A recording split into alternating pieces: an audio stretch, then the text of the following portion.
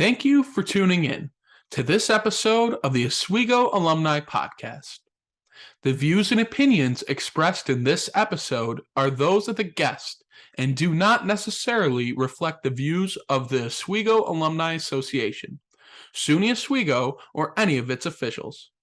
Email us with guest ideas or any other feedback at alumni@oswego.edu. Welcome to the Oswego Alumni Podcast. I'm your host, Dee Perkins. This is a special edition of the podcast with guests who will be part of the Doc O'Donnell Media Summit coming up on October 26th. Today, we have two career connectors who will be talking to students about their experiences, and they are both less than 10 years out of college, so their experiences are really relevant to today's students. First up is Natalie Brophy. Natalie is a longtime journalist, starting at the Oswegonian for 2 years and a social media coordinator for our friends at WTOP. Her first job was at the Citizen in Auburn and then went all the way out to Wisconsin to work for Gannett and then back to her hometown, covering technology and startups at the Buffalo News. Welcome, Natalie. Hi, Dee. Thanks for having me. Thanks for being on and thanks for making time for us.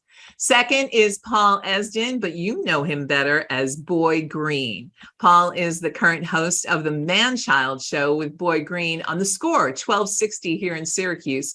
And he's a digital reporter for the New York Jets. But his claim to fame is he's the most positive Jets fan in the world. He has over 20,000 followers on his YouTube, Twitter, and Facebook profiles. Welcome, Paul. Well, thank you so much for having me, Dee. And again, I'm just trying to get to the resume of Natalie. That sounded sexy. I need to try to get a little bit of that action going on. So I still have a ways to go, but that's what I'm shooting for. Well, I'm going to start really controversially and say, should I start this podcast with Go Bills or Go Jets? Go Bills. Come on. Natalie, go ahead. Get your Go Bills in. Go Bills. There you go. Natalie, you are literally living Rory Gilmore's dream of being a reporter at a major newspaper covering the top stories of the day. And best out of all, you're in your hometown. When you come back to Oswego for the Media Summit, what are you going to tell the kids about how to get where you are today?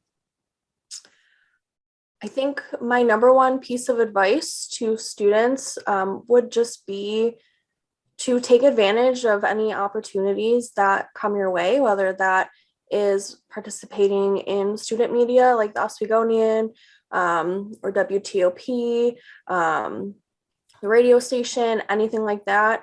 That is a great way to get your foot in the door and kind of learn the starting blocks to whatever career you're interested in. And then definitely, shooting for those professional experiences with internships, doing something that you're interested in at a TV station, a newspaper, radio, other kinds of digital media.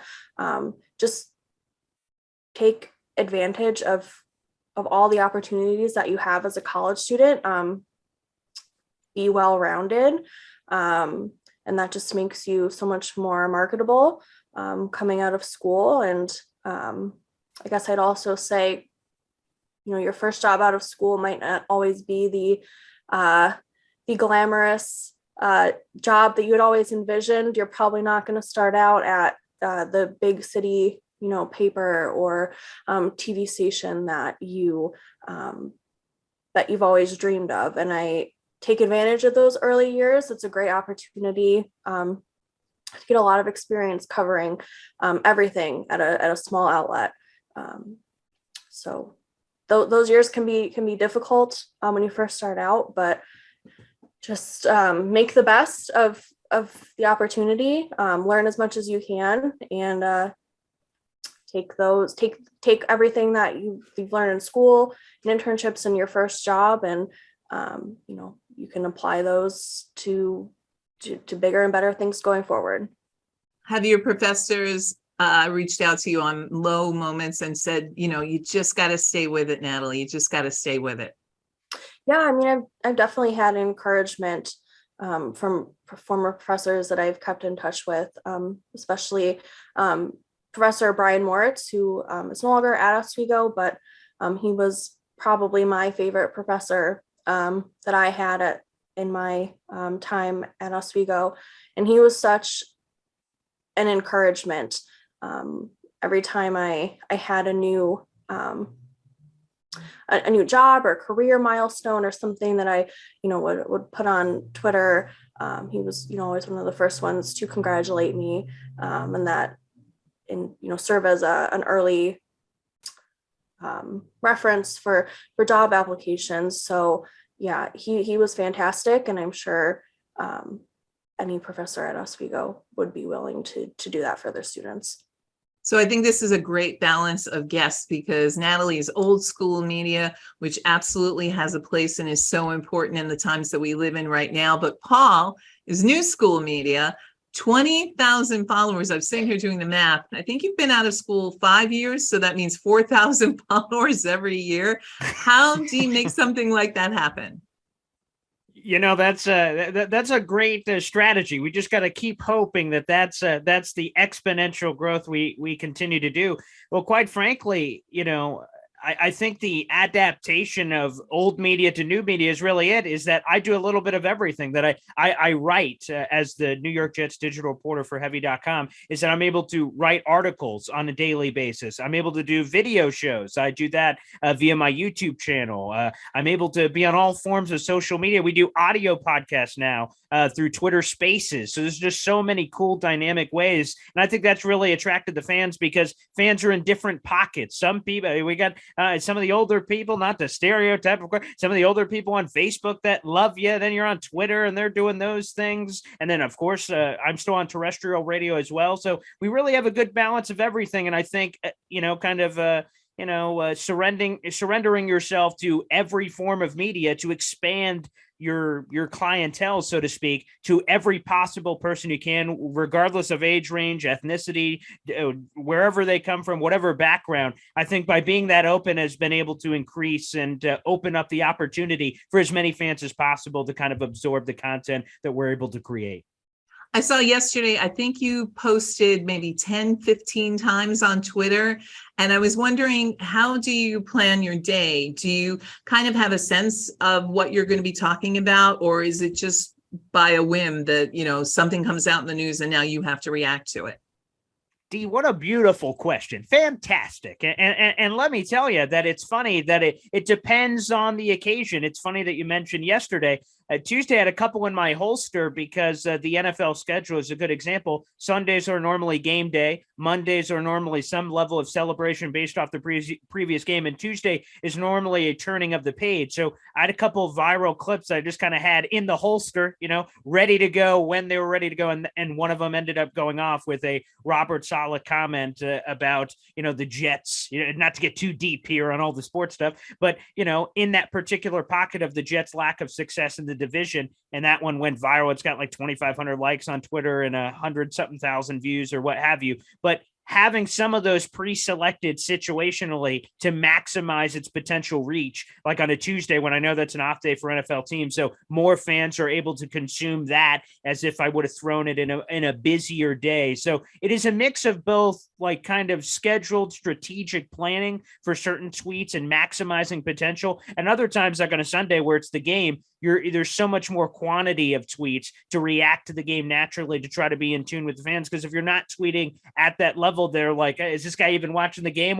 What's happening here? He's not giving us and again, it kind of speaks to the juxtaposition here of me and Natalie here of her old school media versus my new media. The new media technology that I have in front of me, I have to react to the fans moment by moment. I don't have the luxury of in the past of, I'll be there for the 6 o'clock news. I'll see you guys there for whatever happens for that. It's just an ever evolving landscape. So it is a mix of both. Some are pre-selected, and there is also a lot of organic tweets as well. Today's Wednesday, so it's the middle of the week for football fans, kind of. Do you use a program when you're not reacting to the game? Because I understand that and how that has to be on a dime.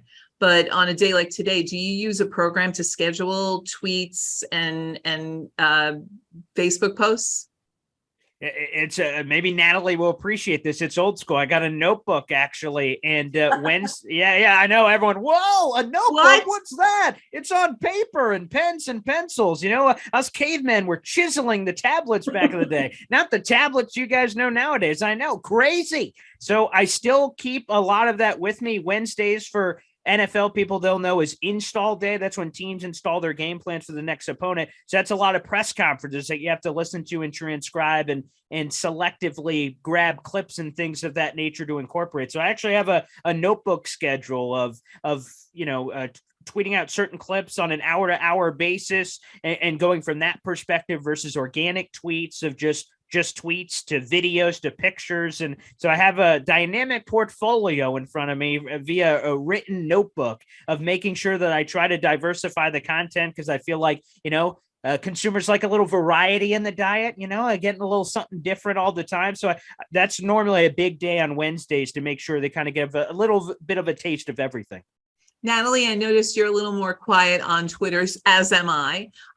Do you feel that your efforts creating content for the newspaper should be focused on articles that are going to be printed in the newspaper and not creating content for Twitter, which does not pay the bills? I haven't asked you yet, Paul. I'll get to you. But for Natalie, I have a feeling it doesn't pay the bills. For me personally, I just prefer to be a little more anonymous and behind the scenes. I don't want people really to know who I am.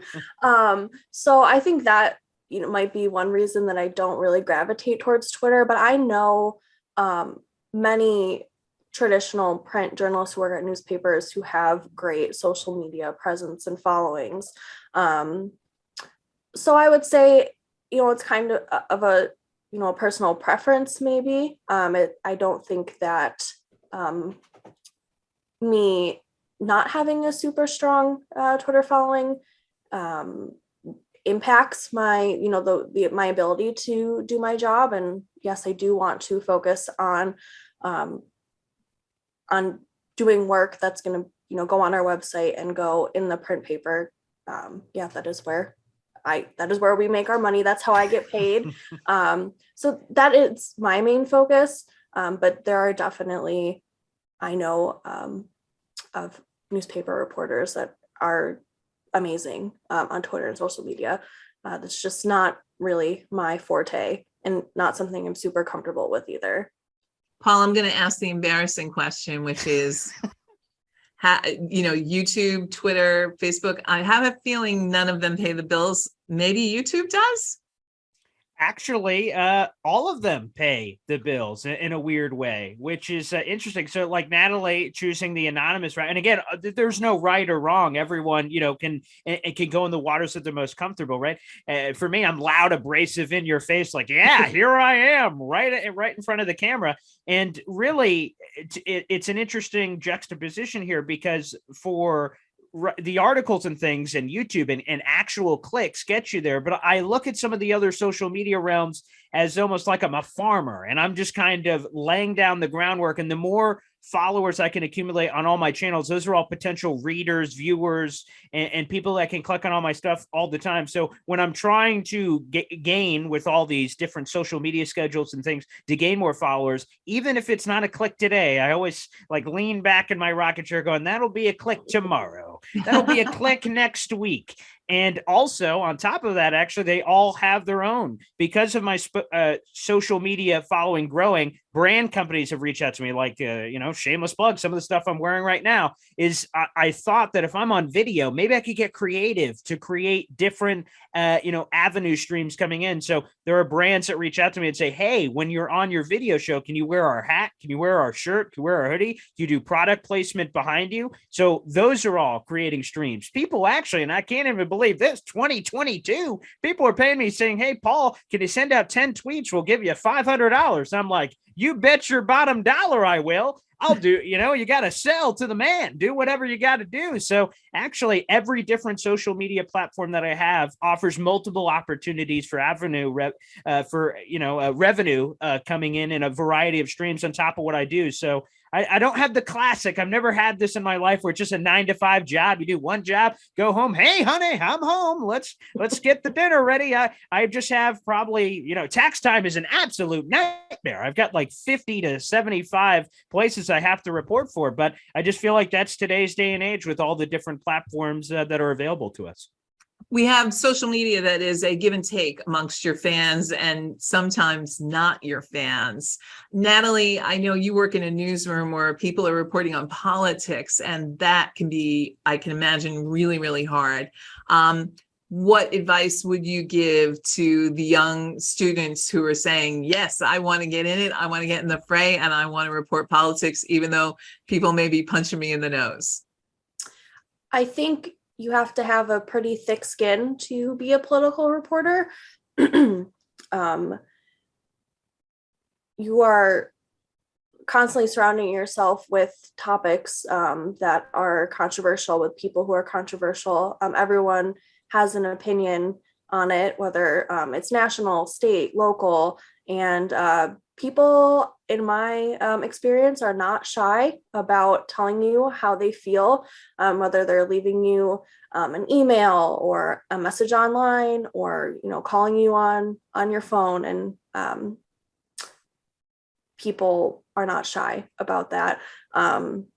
So yeah, I'd say have a thick skin, and definitely someone who is very passionate about current events and wants to keep up with everything that's going on. I mean, I think a political reporter is a pretty good example of what Paul just said about, you're not just working 9 to 5 when the Senate is, holding a crazy late session until, midnight, 1 a.m. You have to be there to see what the news is. When a scandal happens, you have to be there to report on it. It's a busy job, I think, and I think it takes a certain kind of person to do that job. But it's incredibly important, obviously, to keep your readers and viewers informed on what's happening, what their lawmakers are doing. I think, that's one of the hallmarks of journalism, is holding those in power, those elected officials accountable. So it's an important job, but it's definitely a tough job.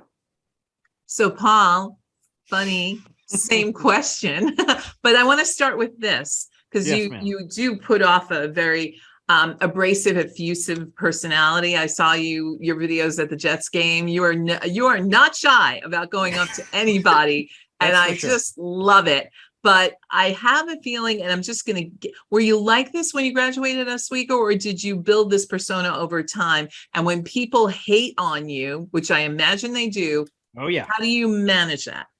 It's a very interesting question, Dee, because I'm going to be honest. I think the mistake I made, so I was very fortunate. My final semester was December of 2015. So I had that extra semester. I was supposed to do it because I did 2 years at Cayuga Community College, transferred over, supposed to do just 2 years at Oswego and jump into the work world. But had a few stumbles here or there where I didn't do the right thing. And then all of a sudden, hey, Paul, you got an extra semester to do. I'm like, geez, what am I supposed to do with this extra semester? So I decided on top of my classes to do a radio internship.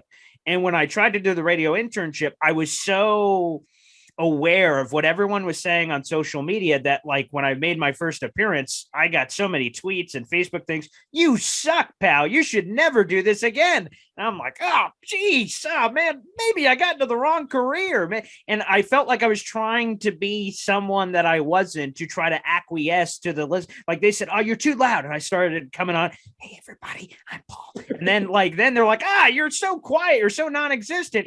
Get off the radio. So no matter what I did, I'm like, you know what? I've had enough of this garbaggio. I'm going to be exactly who I am. And if that's somewhat abrasive and in people's face, then they're either going to love it or hate it. And at the end of the day, that moves a little bit more of the needle if you're polarizing. I mean, how many TV shows? I don't love it or hate it. I just kind of like it. Of course not. No one listens to or watches those TV shows. They either love or hate the thing that they're listening to. They're like, I hate this thing. I got to see what's next. So I think really a transition of just embracing and just being who I am instead of trying to, kind of be what people wanted me to be. I think that was the turn. And then eventually, I kept getting the hate and other things, but I just let it roll off. I'm like, what, sticks and stones and that old saying, at the end of the day, these are just avatars and different people in different worlds. And to me, it doesn't, when they're interacting with me, this is how I looked at it. Was able to get past it. They're clicking on my stuff. So if they hate it, love it, anything, thank you very much. I could go to bed a little easier. Got a nice little warm feeling in my tummy when I go to bed at night, because thank you very much for paying my light bill today. Thank you. So that was just that took a little bit of time, the first 6 months to a year in the radio field of transitioning from intern to paid employee, and then just kind of embracing that. And that made a tremendous difference in my life. Why the Jets?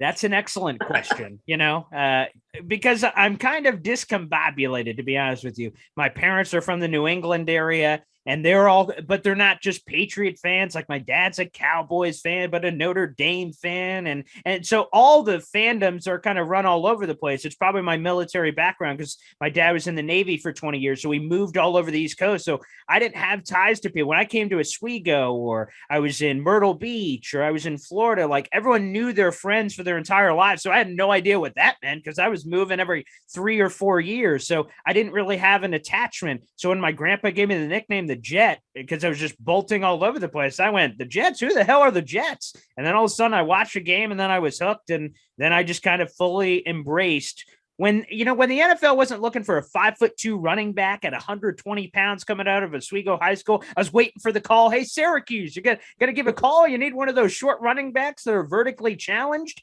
Never got that call. So I said, if I can't play football, I might as well cover it and do it the best of my ability, and chase something that you're passionate about. And that's driven me throughout my life. Before you leave, I definitely have to ask, so how are the Jets going to do this season? Well, Dee, let's be honest here. It's our year. It's finally time. The Jets are going to win the Super Bowl, of course. And I have absolutely never said that before. This is definitely, most certainly, the first time, and that cannot be fact-checked. So I think you meant to say Bills. Yeah, I think he did too. No, definitely not, Natalie. I don't know what's happening there. It's clearly the Jets' best team in New York, and all the Bills fans say, you're not even in New York. It's we get it all the time, and all the Bills, and the Bills are great now, which is great for the Jets, right? Like, geez, we can never get away from it. It's one team or the other. My last question to both of you is the Oscar speech. If you were going to be given an Oscar and you wanted to thank some of the people in Oswego who helped you become who you are, and Natalie, you mentioned one already, who would you thank? So Natalie, I'll give it to you first. Yeah, definitely Professor Brian Moritz, like I mentioned, who has moved on from Oswego in another opportunity. But I would say my classmates that I worked with at the Oswegonian, those were late nights in the newsroom, working to put out the paper. Some of my most favorite memories that I have, working with an amazing group of young journalists and reporters and editors. And I think having that experience really gave me the confidence to know that I was ready to get out into the real world and be a professional journalist and work at a newspaper. So I would say that was probably the most impactful part of my Oswego career. I love this question because it's always about the things you did when you weren't in class. Everyone always answers this way. So Paul, go ahead, make me wrong. Say it's going to be, something that happened while you were in class. Who would you thank? Of course. And Dee, have the music ready to play me off stage if I'm talking and chatting a little too much. Okay, everybody, it's time for me to go.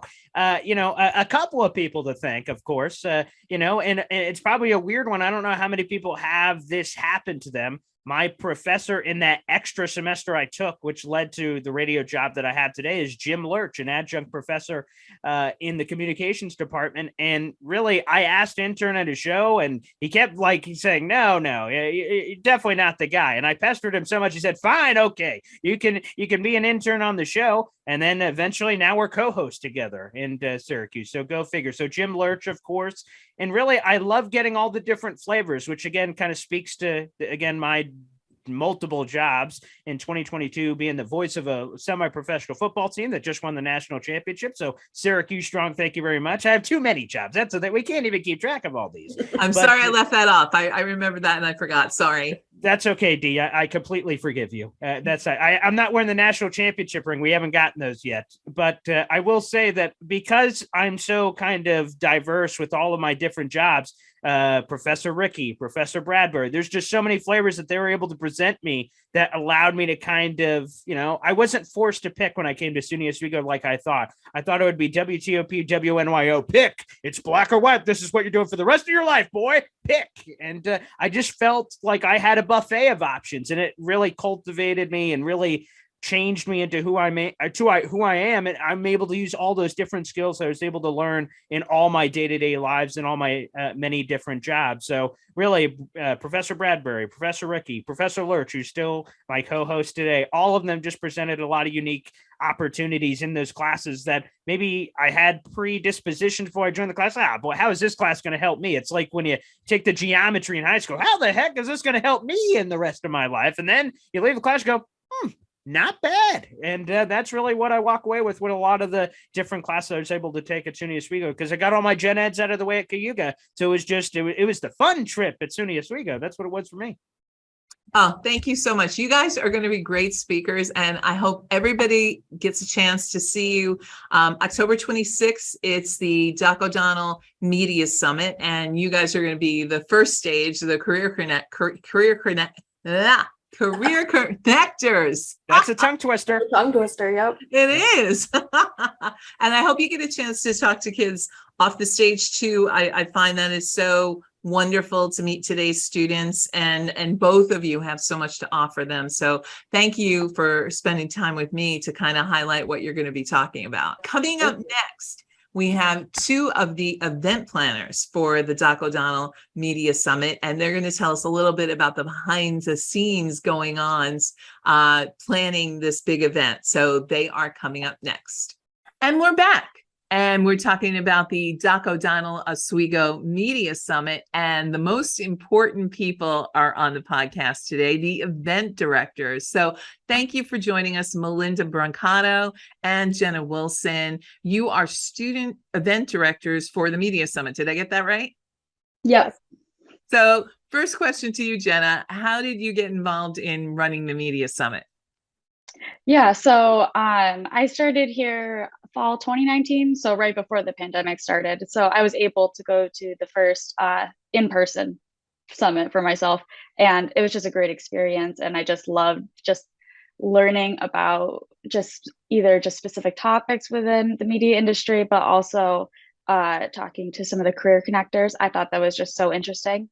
And then the pandemic happened, and so that kind of, going to the online panel. But when we came back in person, our faculty director, Dr. David Kreider, I took several classes with him. I loved it. And he eventually took over the role of faculty director. And so he came up to me and he was like, you've been a great student, and, you're just very engaged, and, would you like to take on this role? And I was absolutely into it. Melinda, I guess probably the same thing happened to you. I tend to get volunteered for things when I miss a meeting. Did you miss a meeting? I actually was reached out to on email about right around the time we were going to go for break. And I had been recommended by some previous people that were involved with the Media Summit before me. I'm a sophomore this year, so I'm a little younger than previous event directors, which is why I'm assisting Jenna. And it's been a really whirlwind of an experience. It's been a lot of fun. But yeah, Jenna definitely is top tier. Would not want to work with anybody else. All right. So Jenna, here is your 5 minutes to tell us, why should somebody come to the Media Summit? What's the best part? I think the best part is the level of engagement students are able to have So, just be able to talk to these media professionals one-on-one with our Career Connectors event, but also be able to engage with them during our main panel. And our main panel this year will be talking about underrepresentation in sports media. And so that is going to be, we have a extremely diverse, experienced, and knowledgeable panel this year. So students will be able to, ask, go into deep dive questions and learn more about this issue and, ways that they can break into the sports media industry. And I would definitely just say the one-on-one experience and feeling it personalized to you. So we've talked to some of the people who are the panelists for the pre-show panel. Tell us a little bit about the panelists on the main panel. Yeah, so we have a great panel this year. We had a extremely, deep, thoughtful, conversation about, this is a very sensitive topic, talking about underrepresentation. And so we definitely did not want, an all white male panel. So we definitely wanted to, expand this year's panel and talk about different experiences. So we have a lot of women, people of color, and, we are able to sit down and talk about, their experiences, and they can share their stories about how they broke in. Melinda, is there somebody on the panel that you were really excited to hear from? Yeah, so I'm very excited to hear from Donna Goldsmith. I think that she really was able to break out into the world of sports media as well. But I think it's also going to be interesting to hear the different perspectives of the panelists, just looking at their career path. Because again, sports media in general can be something that's difficult to break into as a female or as somebody who might be of color or whatever that may be. And the conversations that we're hoping to get from this panel this year, I think, are going to be really productive in the sense of you're going to be able to see the steps that they may have taken to get there might not have always been direct, and sometimes you might even break out into different fields, because we're going to see a couple of different career paths as well. Like you might see they could have started out in sports media and now they're in sales or wherever they may go. Oswego helps people experience many different opportunities so that when you break out and you're going for your dream and then you have to take a side route, it's great because maybe you've had that experience in that side area and that sets you up for success. I've seen that time and again. Now, Jenna, are you a senior? Yes, I'm graduating December. And what is the feel? Oh, December. Uh-oh. Yeah. TikTok. Scary. What is your hopeful field? What is your dream job? Yeah, so I started a couple of grad classes this semester, so I'll be staying at Oswego for my master's in strategic communications. Technically, I started off as a broadcasting student. I went straight into Oswego thinking, all right, I want to do television. That is my ultimate dream. And then after, taking several different classes, I realized there is just so much more to the program. So I definitely explored more writing, online publishing, content creation. And so I think definitely I want to apply that in a public relations type sense. And what will your graduate degree be in? Strategic communications. So I'm guessing a year from now, you'll be looking for a job. Oh yeah. Very right, scary, so but everybody who's listening, Jenna, get her email. And Melinda, what do you hope to be when you leave school? Right now, I'm studying public relations with minor in sales and graphic design. So as of right now, a lot of my experience has to do with social media management, but I am very grateful to be breaking into something like event planning. This is something that I'm taking a great interest in. I'm not exactly sure where I want to go yet, but I know that whatever I do, I want to do it well. And gaining experiences like this and connecting with people at events such as the Media Summit is really useful to work towards that. Well, I hope you have a great event. It is October 26th. Go ahead, Jenna, the first panel starts at what time? I believe it's 3:00 for now. We will release a final itinerary later on. And is it happening in the Murano Campus Center? It's actually going to be in Waterman Theater in Tyler. Oh, wow. How Yeah. exciting. Oh, now that the new Tyler Hall, it'll be some people's first opportunity, maybe people from coming out of the area to see this, first chance to see all of the changes at Waterman. Yes, it got completely renovated, so we're very excited to host Oh, it there. that is terrific. Well, thank you so much for spending time with us today. In my experience, everyone in Oswego will lend a hand and then everything will turn out fine. I'd like to welcome Ade Ellis. Ade is the Associate Director, Associate Producer at CBS Sports and a 3-time Emmy winner.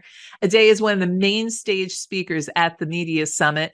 And thank you. I know how busy you are. Thank you so much for making time for us, Ade. Well, it's my pleasure. Thank you for having me. Oh, I see you have the Emmys behind you. Yeah, it's something little housekeeping to spice up the house a little bit. You have an incredible success story, not only because you're living the dream working at CBS Sports and doing sports and winning Emmys for it, but you've worked at the same place since you graduated. Tell me a little bit about how you left Oswego and then started at CBS. Absolutely. It's really about maintaining relationships, the importance of maintaining relationships. So going into my senior year, I actually was interning with Al Roker at Al Roker Productions. That was my summer internship going into my senior year. But also I was working at the YMCA, which is a couple of miles from my house, as a fitness trainer. And I was talking to this gentleman who I had no idea was working in the broadcasting industry, but he was just a gentleman that I knew from the gym. And he and I were talking to each other, got to know each other. And he asked me, he said, "Hey, what do you do? Like, what's your story?" And I told him that I was still in college, studying broadcasting at SUNY Oswego, but I had another year and I was looking to get into the sports broadcasting industry. And it just so happened that this gentleman worked at CBS Sports and I had no idea. So he goes, "Hey, one day if you have time, come down to CBS. I work at CBS Sports and I'd show you around the building." This gentleman's name is Fred Shimuzu, who's still a cameraman at CBS to this day. So I took him up on his offer. He showed me around and I was just totally starstruck just seeing how things play out in a professional setting. And he goes, "When you graduate, reach back out to me and I'll see if I can get you in the building, in the door."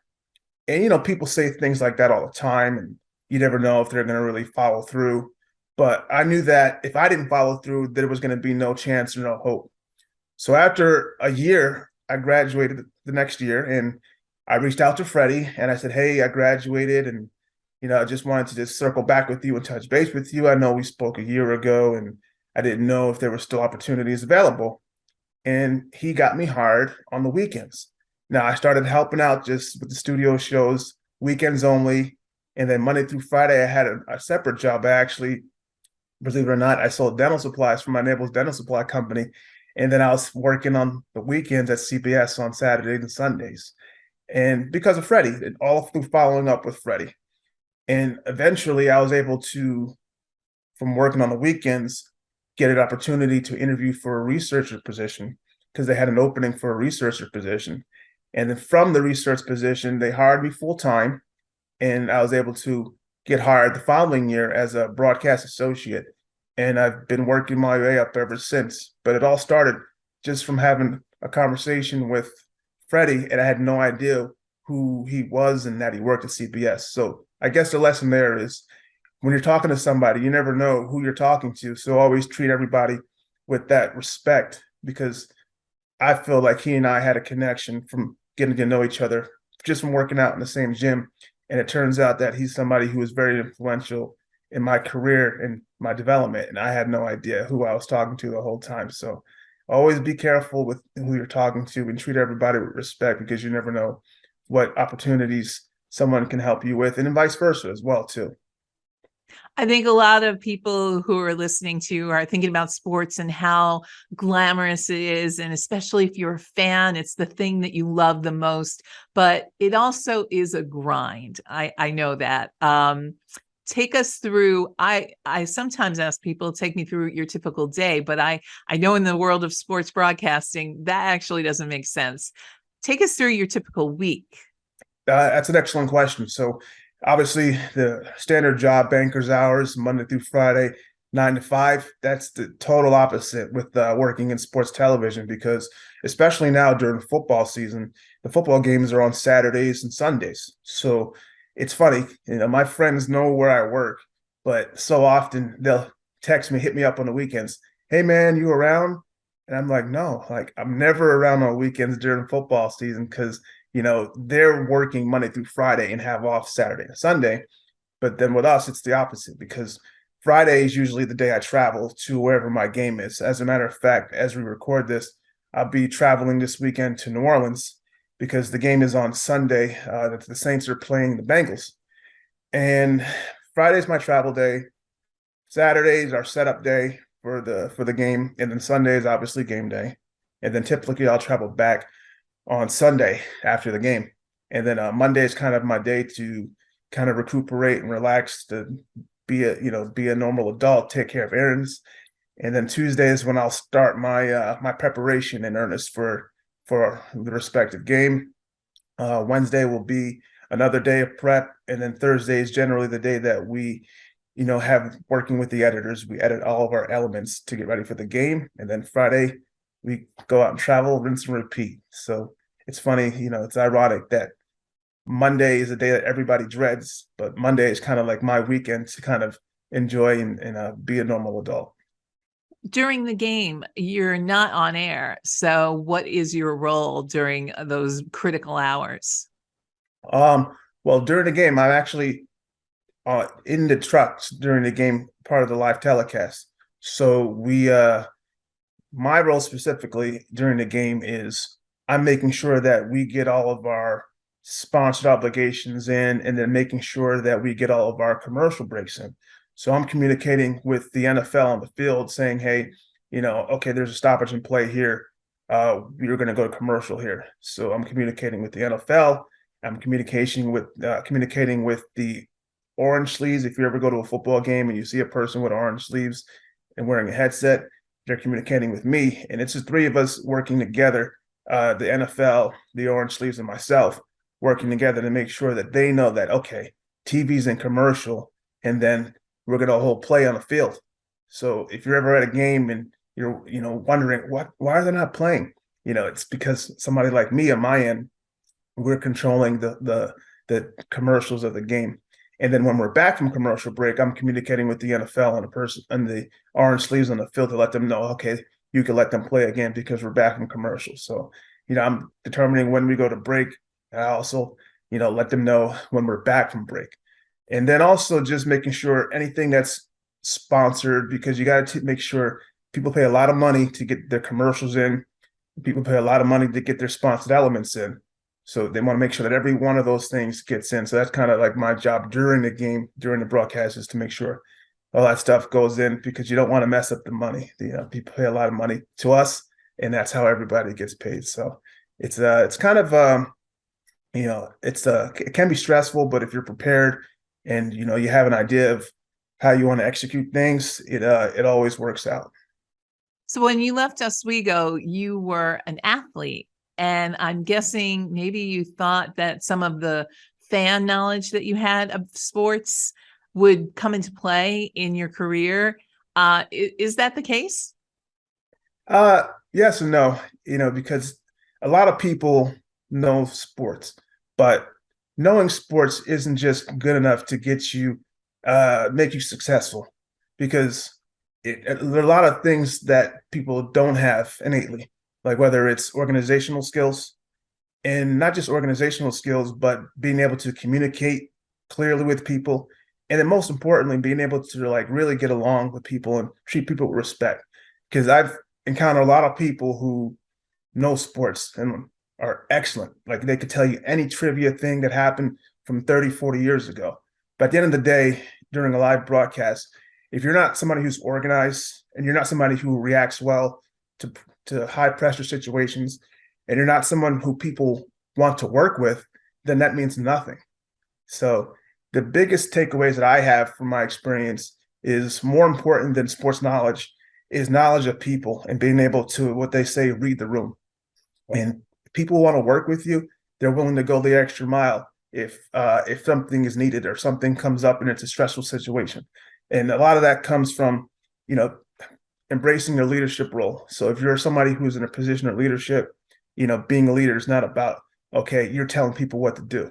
And I feel like that's something that I've encountered where some people who do have leadership positions, they sometimes feel like, okay, it's about directing people and telling them what to do, but they don't realize that it's really bringing out the best in the people who are around you and embracing that responsibility. So more so than knowing sports, it's about knowing people and how to get along with people and make people want to work with you.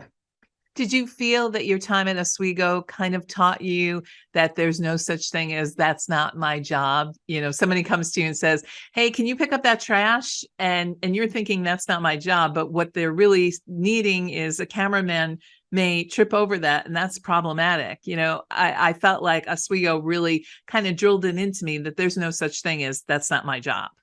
Absolutely. You know, it's a team effort. Like the sports that you're covering, you know, everybody's got to be engaged. Everybody's got to be locked in. That's brings team success on the field, whether it's football or basketball. But it's the same thing with us. And everybody's got to be willing to help and have that common goal. Because really, if one person's not engaged and locked in, then it's going to make the end product suffer. And people notice that. So, you know, from being at Oswego, you know, I was a sports director there my senior year, and that's something that, you know, I took a lot of pride in. It's like really just being that leader and engaging with everybody and not feeling like, okay, I'm above this. Because if people say like, he feels like he's too good, then that builds that sort of resentment and they don't feel valued. And people want to feel valued at the end of the day. Like no matter who you are, if you're the boss, you know, if you're an associate, if you're entry level, everybody wants to feel like they have value.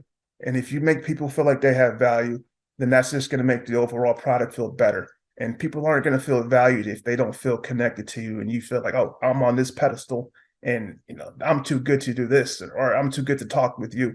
You know what I mean? It's all about making everybody feel like they matter and that what they bring to the table is important to the end product. So today is a big day for you. I'm talking about coaching high school track. And here's a fun question. What's harder, coaching high school boys in track or doing live broadcasts? Oh, that's an excellent question. Wow. So I feel like honestly, coaching the high school boys in track, you know, actually today as we speak, we have our league championship.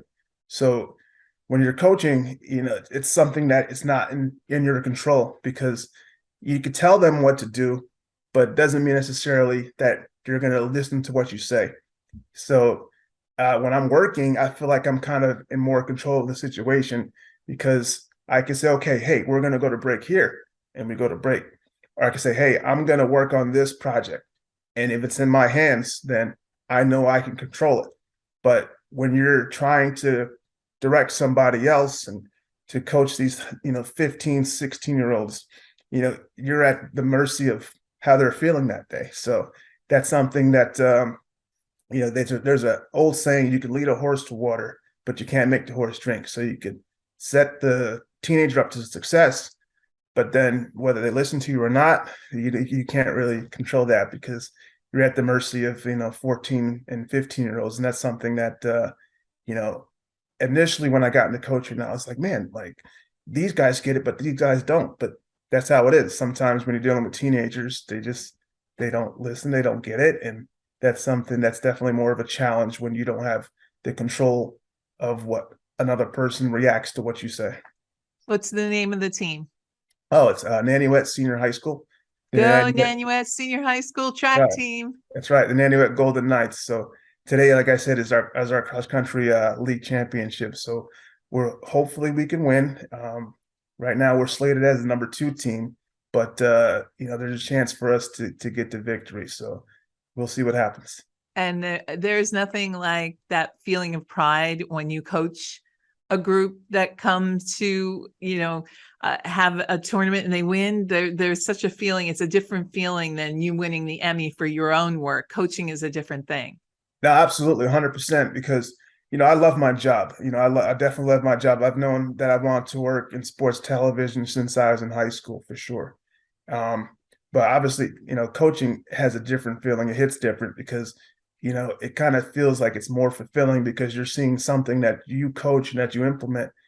And when they get it, you see like, man, like they're starting to get it. And you have like an impact on somebody's life, like a child's life. And that's definitely has that more fulfilling feeling when you see something that you coach them to do and they actually execute it and they win. You're like, man, like that's a great feeling to know that you coached that and that they executed it. And it's something that, that they can pass on to the next level. Like when I was at Oswego, my coach, his name was Tim Boyce, who's now the head coach at University of Hawaii for the women's team.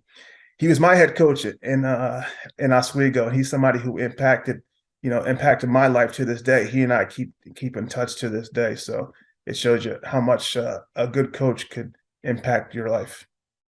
So you're at Oswego at the Media Summit talking about underrepresentation in the media. Are there any ways that you've tried to combat that and maybe talk to other professionals or people at CBS on ways that we can encourage more representation throughout the sports department? Absolutely. So every year since 2018, I've attended the NABJ convention, which is the National Association of Black Journalists. 2018, it was in Detroit. 2019, it was in Miami. In 2020 and 2021, it was virtual. And then this past year, it was in Las Vegas, back in person for the first time. And, I've been representing CBS Sports there since 2018. And we have a table every year. And we have college kids. We have people who are fresh out of college in entry-level jobs who are looking to break into the business. And, I meet with them and I speak with them and I kind of advise them on, hey, this is maybe the path that you might want to consider taking. And then if people who I feel impressed by, I kind of pass them along to my management. And I say, hey, this is a person I met at NABJ. Like, we got to get this person, in the door some way or another. Like, this person has a lot of talent. This person has a lot of potential. And through going through NABJ, that this opens up so many people to the pool, because, there is a history of underrepresentation, but I feel like in the past few years, there's been an intentional effort to try to, make things better in that regard. And something like NABJ that I've attended, I've been able to really meet and contact and get to know a lot of the younger people coming up in their careers and try to get them, in the door and in one form or another through CBS. And then I've also, oh, sorry, go ahead. All the students want me to ask, and are you still talking to the folks at Oswego? Am I still talking to the folks at Oswego? Yeah, any of the students who would love a career in a job like yours. Well, yeah, actually, believe it or not, this is the first time I've been involved in the media summit. So I hope now that this is something I'm doing for the first time. I'm definitely a resource. So if anybody has any questions or, needs any advice or, just wants to talk, like, I'm definitely, opening myself to being that person to help out in any way I can, because nobody gets to where they are without help along the way. And like, myself included, I feel like, everything that I've accomplished so far, it's been people helping me along the way, for sure. So if I could, be that resource to help people along the way, by all means, for sure. That's why I was so excited to take part in this media summit when it was first pitched my way, because I was like, man, like, this sounds great. This sounds awesome. And now that, I'm going to be a part of it, I hope this opens up, a longstanding relationship between, myself and the students at SUNY Oswego, for sure. Oh my God, they would love to have you be a part. I mean, the Emmys, CBS Sports, it doesn't get any better than this. Absolutely. I'm here. How are you making time for the media summit? Is that a day where there's no game? Well, no, I actually do have a game that week. So yeah, I had to, clear it up with my management. And I said, hey, guys, this is something that it's a great opportunity. Like, I know that I'll have a game that weekend, but I would love to go out to my old school and take part of this. So what I'm going to do is I'm going to drive up on Tuesday, and then the media summit's going to be on Wednesday, and I'll just drive back home on Thursday. But, I'm going to make it work out to be able to still take care of my duties. I have a great team that I work with. So the guys and girls that I work with, they'll be able to, things that I might not be able to handle because of the media summit that week, they'll be able to, pick up the slack for sure that week. And but it's for something great. Everybody understood, and this is something that's very exciting for sure. Well, Ade, it was so nice to meet you. I am so thrilled for your success at CBS, and I know how hard you worked for this. So congratulations. Well, I appreciate it. Thank you so much for having me, and I can't wait for the media summit to happen. I'd like to thank Ade, Boy Green, Natalie, and our event planners for stopping by and talking about the Doc O'Donnell Media Summit happening October 26th in Tyler Hall. If you're in Oswego or nearby, stop out. It seems like it's going to be a great event and you'll learn a lot. And if you're one of our alumni and you're looking to reach out with ideas for the podcast, then just send us an email at alumni@oswego.edu. I'm Dee Perkins for the Oswego Alumni Podcast.